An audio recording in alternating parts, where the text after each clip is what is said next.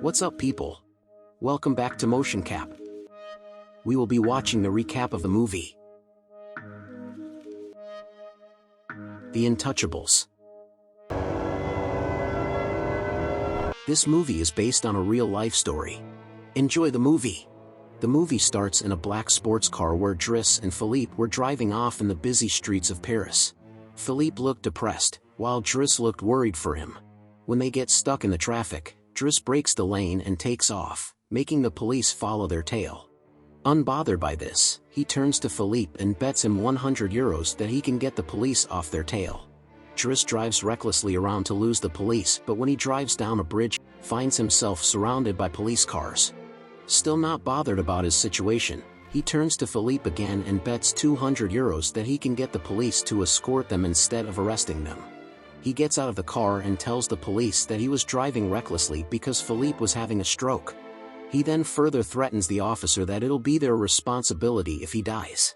Philippe plays along with him and foams his mouth, making the police officer panic and offer to escort him to the nearest hospital. When police go to fetch the stretcher, Driss drives off, reminding Philippe that he won the bet. The scene then takes us a few months back when this friendship begins. Philippe was interviewing people for his caregiver position. The meetings were long and boring until Driss bursts into the room and demands Philippe to sign on a rejection form so he can apply for unemployment benefits. Philippe immediately finds his attitude fascinating and asks him to sit, and for the first time, he began to participate in the interview. He asks Driss about his music taste and his inspiration for applying to this job. Driss says he applied for this job because he knew rich people like him would never hire him, and he also starts flirting with his assistant, Magali.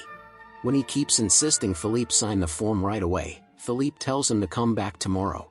Driss happily makes his way back to his home where all his siblings were a chaotic mess and wouldn't even let him take a bath alone. Thankfully, his teenage sister comes and collects the kids from the bathroom. The whole family is eating dinner when he sees his brother getting out of a strange black car. When he asks his brother where he was, he lies and says he was at school, then collects his bag and leaves again. He waits nervously for his mom to get home, and when she comes he offers her a golden egg that he had stolen from Philippe's house. But his mother has had enough of him disappearing randomly and tells him to leave the house for good. Driss leaves the house and spends the whole night drinking with the neighborhood boys, and leaves early to get his form from Philippe. But once he is inside the house, he was immediately escorted by the housekeeper who showed him around the house. Driss insists that he doesn't need a tour because he was just here to collect his form, but when he sees the room that he can have, with a bathtub way bigger than the one in his home, he is tempted by the luxury. Philippe calls for him as he is taking his morning physiotherapy, and gives him his form. Driss was ready to leave after getting his form, but Philippe stops him and offers him a 1-month trial as his caretaker. He also challenges Driss that he won't be able to last a week. He gives Driss a day to think about it, but having nowhere to live, Driss moves in right away. He is given training on how to massage Philippe's leg, but he falls asleep halfway through, making the instructor yell at him. And while bathing Philippe, he mistakes his leg cream for shampoo. He makes a lot of mistakes despite supervision, but Philippe seems to enjoy his company. After the bath, he is told to put Philippe's leg stocking that regulates his blood circulation and keeps him from fainting. He refuses to do it at first but has no choice but to follow. When Philippe threatens to call the housekeeper, he then sees another pair of gloves and asks about it. Everyone tells him he is not ready to use that yet but kept insisting, and when finds out those gloves were to help Philippe after he goes to the bathroom, he resists aggressively, stating that he wouldn't wipe after someone no matter what. That night, he meets Elisa, Philippe's daughter, who had sneaked out to the roof to make out with her boyfriend. He tells them off, and Elisa immediately starts to dislike him. He spends his days getting settled into his new work and makes a lot of mistakes. One time, he accidentally dropped hot water on Philippe's leg, and when he doesn't react, he continues to play around till the housekeeper comes and tells him off, because he could have burned him. Philippe doesn't seem to mind Driss playing around, and likes it that he doesn't treat him with pity and extra care. In the next scene, Driss is sorting Philippe's mail when Philippe suddenly tells him to not open a letter, as it was private. Though Driss is curious, he doesn't ask Philippe about it and instead teases by showing him a brochure of an escort company. Philippe tells him to throw it, but Driss decides to make a new folder for himself. Later, he had to take Philippe to an art gallery, but he refuses to load Philippe in the back of the car like a horse. Instead, he chooses a sports car and straps Philippe into the passenger seat. Philippe is very excited to drive, but when the gate opens they see that the neighbor had parked his car in front of the house, though it says no parking. Driss gets out of the car and pulls the neighbor out before slamming him into the wall and making him read the no parking sign again. Philippe is very proud of the way Driss handled the situation, but the housekeeper, Yvonne, is very disapproving of Driss's aggressive behavior. In the art gallery, Driss tries to stop Philippe from spending thousands of dollars on a ridiculous-looking painting, but Philippe ends up buying it anyway. He then takes Philippe to meet one of his relatives who expresses his concern about Philippe hiring Driss as his caretaker. The relative had done some background check on Driss and found that he was recently released from jail on the charges of robbery. But Philippe isn't too concerned about Driss's past and insists on keeping him. One day Driss overhears Philippe dictating a poem to Magali on the baby monitor and asks Yvonne about it. Yvonne tells him that he often writes to his pen friend, Eleanor, but they have never met yet. He leaves the room but not before teasing Yvonne about how the gardener likes her. That night, Driss wakes up and hears Philippe breathing heavily through the baby monitor. He ignores it at first but decides to check on him. He brings out a wet towel and successfully soothes Philippe with his words. They are both sleeping until Philippe wakes up gasping for air. Driss straps him into his wheelchair and takes on a walk. Turns out it's been a while since Philippe has seen Paris at night. They pass a group of girls and that makes Driss curious if Philippe can still experience a pleasure. Philippe reveals that though he doesn't feel anything from his neck down, massaging his ears gives him a great deal of pleasure. Driss was teasing him with this new information when Philippe starts to feel pain again. Driss pulls out a cigarette and gives it to Philippe, and though he refuses at first it soothes him immediately. They then go to a restaurant where Philippe tells Driss about his wife, and how they were in love. And how after they got married, she had 5 consecutive miscarriages before they decided to adopt Elisa. He reveals how she was diagnosed with a terminal disease and he had also lost the will to live without her, which is why he recklessly made a mistake that left him paralyzed. He also asks Driss to return the golden egg he had taken from him, explaining that it was a valuable gift his wife gave him every year and that he has exactly 25 eggs signifying each year of their marriage. Driss feels guilty after hearing this but refuses to admit that he took the egg. The next day he goes to her sister's school because she called him for an emergency. Mina revealed that the police had called the previous night saying Adama was arrested. Driss tells her to hide this matter from their mom and goes to bail Adama. He tries to make him talk about whom he was hanging out with, but Adama behaves rudely with him and runs away. Later he follows Adama and sees him getting into the same black car and he can do nothing but drive away.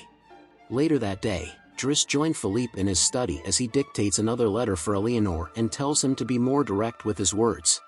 He also insists that he should meet her just to be sure she wasn't a catfish. But Philippe is stubborn about this matter and refuses to meet her outside of letters because he is insecure about his current state. Taking the matter into his hand, Driss finds Eleanor's number in one of her letters and immediately calls her and forces him to talk to Eleanor. She is delighted to hear back from him and they talk for hours before making a plan to meet soon. The scene shifts to an opera theater where Philippe was telling Driss everything about Eleanor when he suddenly looked worried. When Driss asks him, he reveals that Eleanor had asked him for a picture and he isn't confident about her seeing him in his chair. Driss jokingly assures him that she would be impressed with his money, but when he sees that Philippe was truly worried, he reassures him and spends the rest of the evening making fun of everything that happens on the stage. Later they are choosing a picture for Eleanor when Driss shows Philippe a picture of him in his chair and Philippe agrees to send the picture. But after Driss leaves he tells Yvonne to exchange his picture with an old one and to dispose of the picture Driss had chosen. But that Elisa's behavior is too bad. But when Yvonne takes Driss's side and tells him that her behavior towards his workers is very rude, Philippe agrees to discipline her. But he was still more surprised by the fact that Driss was painting. In his room, Driss casually throws random paints into the canvas and shows his work to Yvonne and Magali, who try not to hurt his feelings. He then shows his work to Philippe and asks him how much it is worth. Turns out he just wanted to make quick money by selling his painting to the rich. Months pass by and Driss and Philippe continue to form a strong bond. Driss takes him around the city, plays in the snow with him, and hires escorts to massage Philippe's ears. On the other hand, Philippe takes Driss's advice and disciplines his daughter as Driss listens and guides him through the baby monitor. In the present, Philippe was buying Driss a suit to wear on his birthday where all of his family would gather. Philippe complains about how he hates this family gathering because everyone becomes bored after a while and they only just attend as a formality to check on him and make sure he is alive. The party turns out more boring than Philippe had said, and so Driss brings out some music and even convinces Philippe's relatives to dance to it. Driss takes a break from the party and heads inside the house when he hears crying noises from Elisa's room. He goes to check on her and sees that she had taken some Tylenol and stomach medicine hoping to die. He makes fun of her for being stupid and asks her about what's bothering her. She reveals that her boyfriend Sebastian had broken up with her and insulted her in front of everyone. She asks Driss if he can talk some sense into Sebastian, but he refuses and leaves. On the other hand, Philippe was showing Driss's painting to one of his relatives and convinced him to buy it for 11,000 euros. That same night, they open Eleanor's recent letter, where she had asked to meet Philippe. Driss is happy to see that she is beautiful and fit for Philippe. On the day of their meeting, Driss and Yvonne help Philippe get ready for his date. Yvonne would accompany him to his date, leaving Driss free to do as he pleases. He pays a visit to Sebastian and tells him to apologize to Elisa, and then he goes to visit his mom at her work, but only watches her from afar. Back at the restaurant, it was already night and past their meeting time. Thinking that she had ditched him, he calls for Driss and asks him to pick him up. But as he leaves, he misses Eleanor was just entering the restaurant. Driss picks him up and doesn't ask him any questions about his date. He simply wheels him into his private plane and they leave for a vacation. Turns out Philippe's idea for vacation was paragliding, and though he was paralyzed because of a paragliding injury, he didn't mind doing it again. On the other hand, Driss was freaking out and cursing throughout the whole experience. They return home happy from their vacation to find Adama waiting for Driss inside. He had come to deliver Driss's unemployment grant and was shocked to see that Driss lived in such luxury. Driss, on the other hand, is furious to see bruises on Adama's face. When he questions him, Adama reveals that one of the fights got out of hand, and now things were too messy for him to handle. Driss leaves Adama in his room and calls Mina to assure her that Adama is fine. Philippe, who is hearing the conversation, is worried about Driss. To lighten the mood, Philippe tells Driss that he would definitely recognize Adama as Driss's brother if he saw him on the street. Driss laughs off the compliment and reveals that Adama is not his biological brother and that his mother is actually his aunt who took him because she and her husband couldn't have a child. But suddenly she became pregnant and other kids came along, and when his uncle died, other men were there but they never stuck around to take responsibility. Hearing this, Philippe jokes that his brother definitely needed some disciplining. He then asks Driss to quit his job and look after his family instead of hauling around a rich old man like him. Driss takes his advice and leaves to deal with his family. He gets ready to leave when Magali comes and introduces him to her girlfriend Fred, and he finally realized why she wouldn't reciprocate any of his flirting. As he was leaving, Yvonne handed him his escort folder and he was about to dump it when he saw a picture of Philippe on the inside and realized, despite everything, his aunts accepted him back, and he manages to get a job despite his lack of experience. He slowly fits into his old lifestyle, but things aren't as smooth for Philippe, who hates his new caretaker. Philippe slowly becomes depressed without Driss and hates that everything was back to normal again. One night Philippe was having an attack but he refused to let his caretaker help. Desperate to ease his pain, Yvonne calls Driss. Driss comes and takes him out for a ride, and we are back to the scene where the movie started. They ditch the cop at the hospital, and Driss drives him to the ocean. Philippe is feeling better now that Driss was back with him, and they go to a restaurant to eat. But before they can order, Driss reveals that isn't staying for lunch, and someone else would come to keep Philippe company. Philippe calls out Driss's name in confusion but he walks away without looking back. Moments later we see a woman approach Philippe. It was Eleanor. Driss had set up a date with Eleanor without telling Philippe, and it turns out she didn't mind that Philippe was in the wheelchair. The real Philippe has remarried and has 2 more daughters. And the real Driss opened up a firm and is now married with 3 children. The end. Don't forget to like and subscribe, and see you in the next one.